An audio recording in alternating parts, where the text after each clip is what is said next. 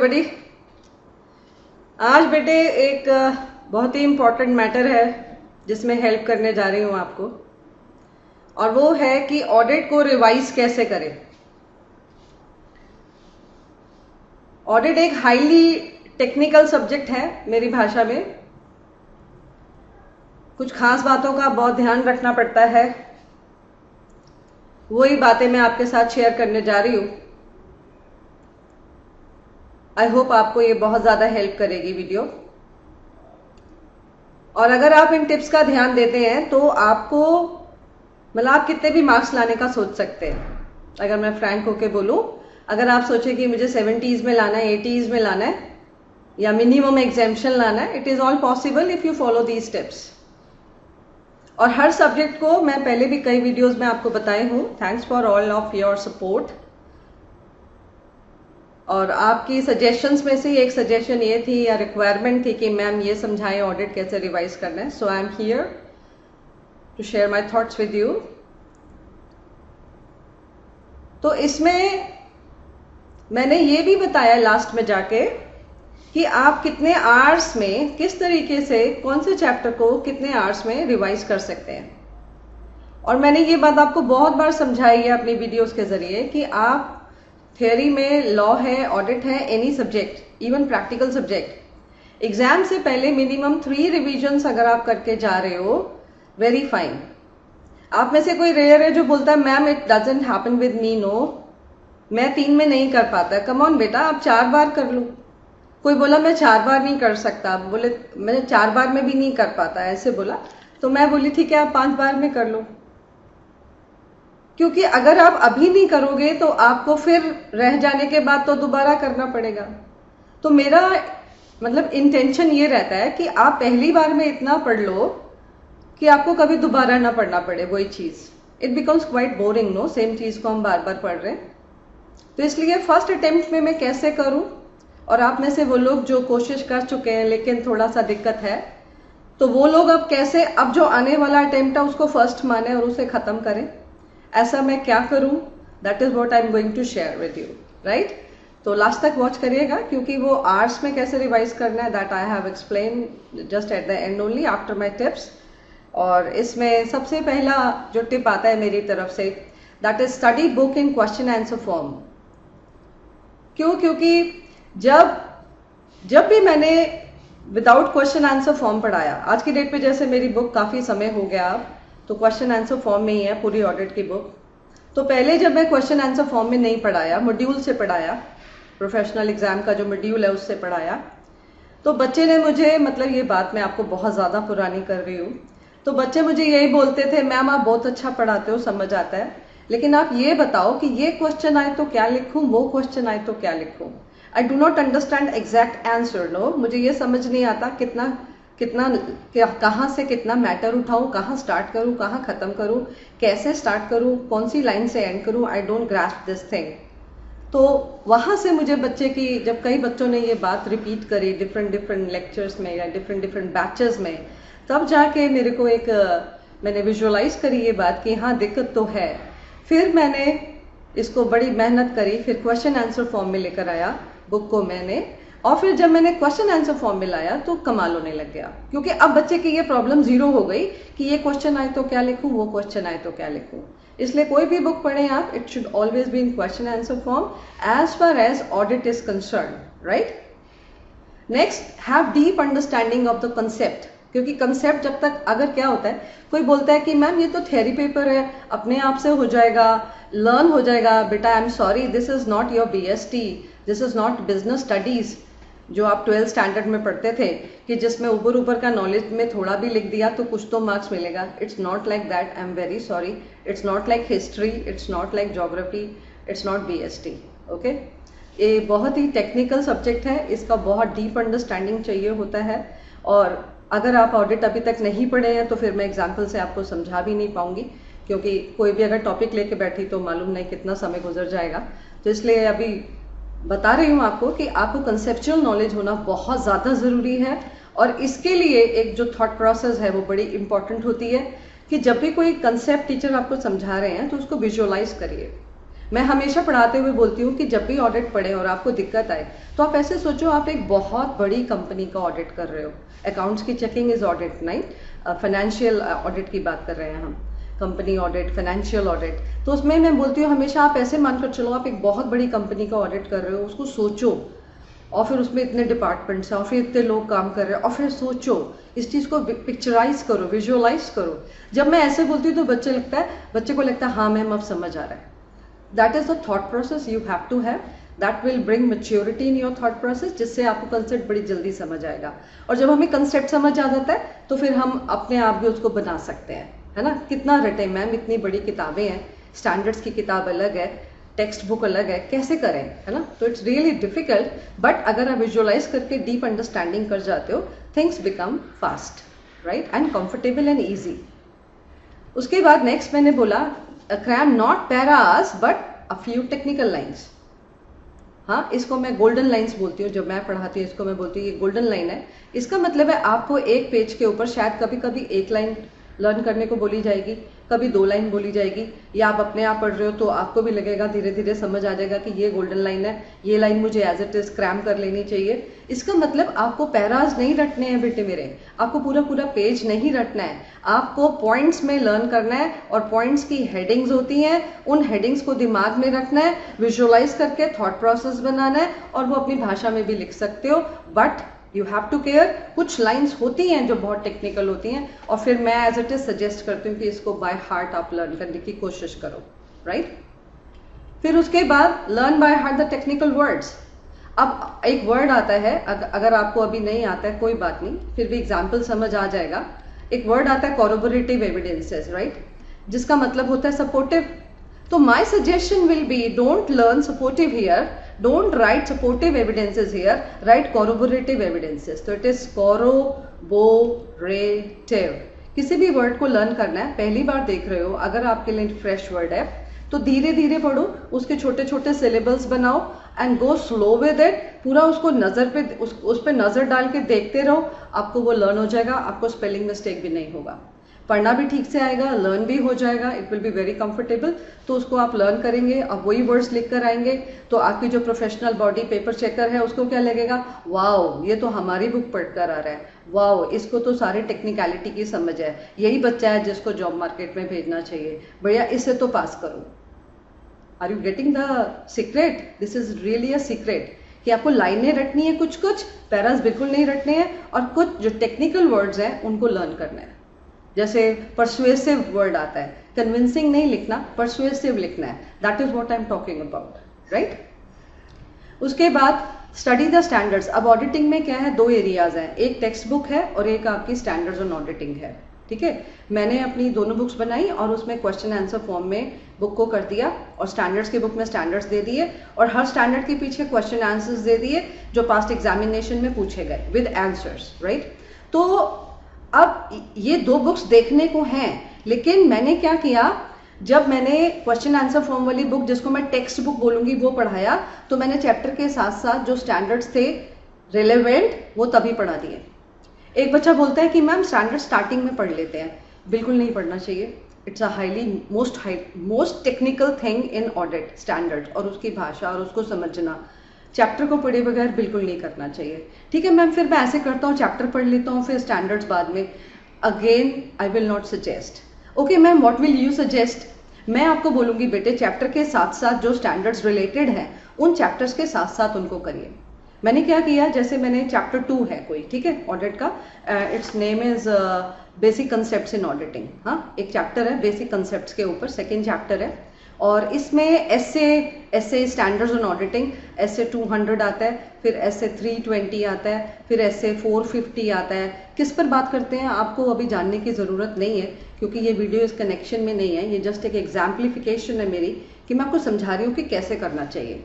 फिर उसके बाद इसमें yes these 5 SAs this is 200, 450, 500 and 320 and 520, ठीक है। अब ये 5 ऐसे हो गए जो मैंने इस चैप्टर के साथ ही कवर किए। क्यों? क्योंकि उस चैप्टर में उससे रिलेटेड क्वेश्चंस हैं और जो ऐसे में हटके एरिया है उसके ऊपर मैंने क्वेश्चन बना के वहीं पे आंसर दे दिया। अब उससे क्या हुआ, ये चैप्टर जब बच्चा कर रहा है स्टैंडर्ड्स भी साथ साथ होते जा रहे हैं, तो कंफर्ट बढ़ गया ना उसका, उसको हेडेक नहीं हो रहा, अरे अभी तो स्टैंडर्ड्स भी पढ़े हैं। इसका मतलब जो मेरी स्टैंडर्ड्स वाली बुक है वो 80%, 70 बोल दो, 70 to 80% तो फर्स्ट बुक के साथ ही कवर हो जाती है। एक बार मुझे एक बच्चे ने बोल दिया, मैम आप 2 किताबें देते हो, मेरे बस का नहीं है मैम, मैं सेकंड बुक नहीं पढ़ूंगा। वहां से मुझे एकदम घबराहट हो गई कि अरे भाई ये बच्चा पढ़ेगा नहीं, और एग्जाम में स्टैंडर्ड्स आ गए। तो एक बार 43 मार्क्स के स्टैंडर्ड्स आए थे 100 मार्क्स में से, 100 में से 43 वो स्टैंडर्ड्स। तो मैंने कहा अरे भाई अगर उस दिन की तरह हो गया तो ये तो मेरा रिजल्ट हिल जाएगा, इसकी मम्मा परेशान हो जाएंगी, ये तो परेशान होएगा ही होएगा, जिंदगी हिल जाएगी। तो बस वहां से मैंने उससे प्रॉमिस करवाया, बेटा तू पढ़ कर जाएगा। और फिर मैंने एक ब्रिलियंट चेंज किया, अपनी जो क्वेश्चन आंसर फॉर्म वाली बुक थी उसी में स्टैंडर्ड्स को कवर करना शुरू कर दिया, जो मैंने अभी आपको समझाया। आप अपने आप से पढ़ रहे हो, आप कैसे भी पढ़ रहे हो, that is a secondary issue, right. पढ़ाई जरूरी होती है, कैसे वो एक अलग इश्यू होता है। आप बस ये टिप सीखो मेरे से कि ये स्टैंडर्ड्स है, जैसे ऐसे जब आप पढ़ाई करोगे तो स्टैंडर्ड्स को साथ साथ लेकर चलो। ये स्टैंडर्ड साथ साथ कवर होने चाहिए, इनको लास्ट के लिए नहीं छोड़ना। छोटा सा पॉइंट ये है, राइट। उसके बाद निमोनिक्स, जैसे मैंने एक निमोनिक मतलब मैं थोड़ी सी आदत है मेरी, मैंने पहले भी आपको कई दफ़ा बताया कि मुझे ये समझ नहीं आता कि बच्चे को कैसे रटवाया जाए, और जब तक मुझे ये समझ नहीं आता मैं पढ़ाऊँ कैसे। इसका मतलब है पढ़ाना आसान है, पढ़ना आसान है, रटवाओ कैसे। तो उसके लिए फिर आपकी हेल्प आती है निमोनिक्स। तो पूरी ऑडिट की बुक में, मतलब अगर मेरी बुक देखते हैं तो उसमें पूरे निमोनिक्स है, पूरे सारे क्वेश्चन आंसर फॉर्म निमोनिक्स के साथ, बड़े बड़े, जैसे अगर आपके आंसर में 15 पॉइंट्स हैं, 10 पॉइंट्स हैं, 7 पॉइंट्स हैं, तो वो बड़े आराम से लर्न हो सकते हैं निमोनिक्स की हेल्प से। एग्जाम्पल के तौर पे जैसे मैं बोलूँ ऐसे, ये AIOI, तो इसको ऐसे बोलो, AIOI, ऐसे स्टूपिड सा कोई भी रिडिकुलस मैनर में बोलेंगे जिससे सामने वाले को हंसी आएगी या उसके माइंड में रह जाएगा। यही तो चाहते हैं कि उसके माइंड में रह जाए। ये हो सकता है अगर हम इसको इस तरीके से बोलें, AIOI रुक जा, ऐसे करके बोलने से उसको लर्न हो जाएगा। You understand. अब ये AIOI एक एग्जाम्पल दिया है जिसमें A से आता है एनालिटिकल प्रोसीजर, आपको ये वर्ड नहीं आता कोई बात नहीं, मैंने बोला बहुत टेक्निकलिटी है ऑडिट में। फिर I से आता है इंक्वायरी, O से आता है ऑब्जर्वेशन। देखिए बॉडी लैंग्वेज बहुत हेल्प करती है, मैं आपसे बात कर रही हूँ तो आई यूज माई बॉडी लैंग्वेज। ऐसे ही आपको अपने आप पढ़ते हुए बॉडी लैंग्वेज यूज करना है, अपने आप से ऊंचा ऊंचा बात करना है। कॉन्सेप्ट को समझने के बाद अपने आप से बात करके देखना, समझ आ रहा है बेटा तेरे को, बोल पा रहे हैं कुछ। अगर आज बोल पा रहा तो कल लिख भी पाएगा ना, बोल ही नहीं पा रहा तो फिर तो पढ़ाई नहीं कर रहा, मम्मी को बस दिखा रहा है पढ़ रहा हूँ, है ना। तो ऐसे कर सकते हैं। तो ऑब्जर्वेशन, और फिर ये था इंक्वायरी, और ये है इंस्पेक्शन। तो इससे 4 वर्ड्स मुझे याद हो गए, 4 पॉइंट्स याद हो गए एकदम, राइट। अब ये कौन से सब्जेक्ट में, कौन से चैप्टर में है, कौन सा क्या करेंगे आप, आपको समझ ही नहीं आएगा अभी, अगर आप अभी ऑडिट स्टार्ट ही नहीं किए हैं तो, या पढ़ भी रहे हैं तो may be you haven't studied this area, right. उसके बाद ये सबसे इंपॉर्टेंट चीज़ आ जाती है कि मैं कैसे, मैम कौन से चैप्टर को कितने आवर्स में ख़त्म करूँ जिससे कि पूरा ऑडिट मेरा कितने टाइम में रिवाइज हो जाएगा, राइट। तो इसमें मैंने सारा लिस्ट बना के दिया आपको कि अब ये विद प्री कंडीशन कि आप क्वेश्चन आंसर फॉर्म में कर रहे हैं, जो टिप्स मैंने दिए हैं उनका ध्यान रख रहे हैं, और साथ साथ उनको निमोनिक्स बना के लर्न करने की कोशिश कर रहे हैं। क्योंकि ये स्टडी के टाइम की बात नहीं कर रहे हैं, ये रिविजन, जब हम उसको दोबारा देख रहे हैं, दोबारा उसको मेमोराइज कर रहे हैं, ये उस वक्त की बात हो रही है। और अगेन आई रिपीट, जैसे लॉ में भी मैंने ये बातें सिखाई हैं आपको वीडियोस के जरिए, तो ये भी मेरे स्टूडेंट्स के एक्सपीरियंसेस हैं जो उन्होंने मेरे साथ शेयर किए, जिसके बेसिस पर मैंने आपको बताया कि कौन सा चैप्टर कितने आवर्स में बच्चे लोग कर लेते हैं। नाउ द फैक्ट इज, अगर दूसरे बच्चे कर सकते हैं तो मैं भी कर सकता हूँ। Yes, you get the guideline, तो आप भी इसको ऐसे कर सकते हो, राइट। आप कहाँ से पढ़ रहे हैं, कोई सेकेंडरी इश्यू मैं बार बार बोल रही हूँ। बस क्वेश्चन आंसर फॉर्म में लेकर आओ, स्टैंडर्ड्स को साथ साथ करो, निमोनिक्स की हेल्प लो, मेन लाइन्स को लर्न करो और विजुअलाइज करो। ये सबसे आप इतने टाइम में खत्म कर सकते हो रिविजन को।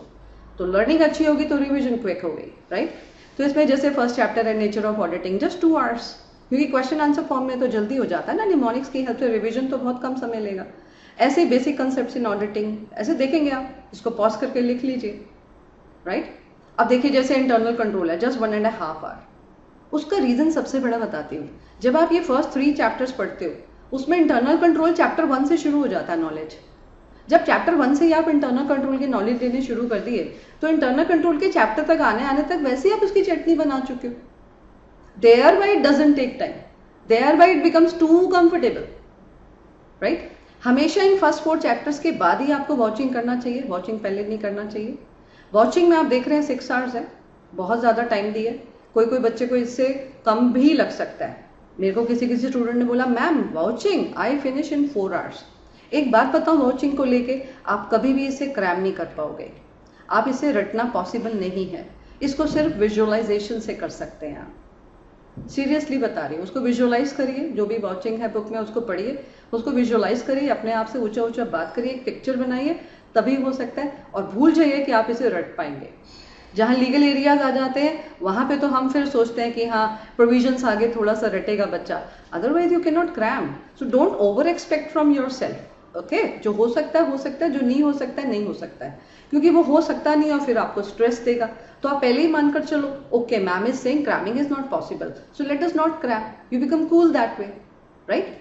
फिर आ गया वेरिफिकेशन, जो अकाउंटिंग स्टैंडर्ड बेस्ड है। मतलब मैंने ऐसे शायद उसको बाइफरकेट किया हुआ है कि वॉचिंग में वो एरिया आ जाता है और ऐसा नहीं है, वॉचिंग में भी कुछ एएस हैं जो कवर्ड हो जाते हैं, और वेरिफिकेशन में सिर्फ एएस बेस्ड क्वेश्चन है, इसलिए वो बहुत जल्दी हो जाते हैं।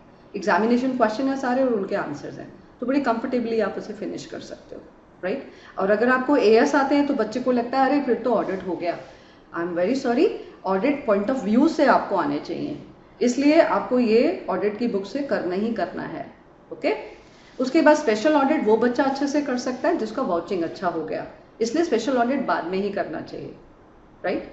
फिर मैंने हैंड रिटन शीट्स बनाई, जैसे लॉ में मैंने बताया मैं हैंड रिटन शीट्स दिया, ऐसे ही मैंने ऑडिट में भी हैंड रिटन शीट्स दी, जिसमें स्पेशल ऑडिट के 6 क्वेश्चन उन हैंड रिटन शीट से ही कवर हो जाते हैं जो वॉचिंग रिलेटेड है। जैसे हमने बात करी क्लब का, होटल का ऑडिट है ना, एजुकेशनल इंस्टीट्यूशन का ऑडिट, तो वो हैंड रिटन शीट से ही कवर हो जाता है।